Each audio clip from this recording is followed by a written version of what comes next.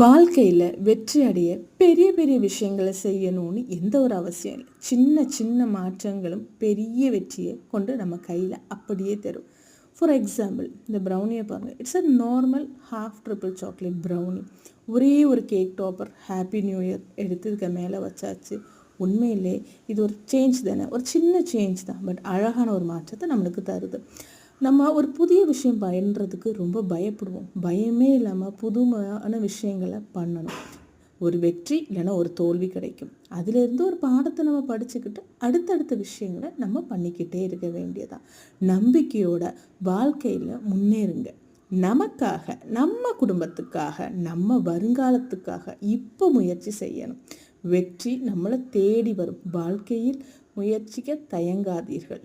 இப்போதே ஒரு முதல் கட்டத்தை எடுத்து வையுங்கள். நன்றி.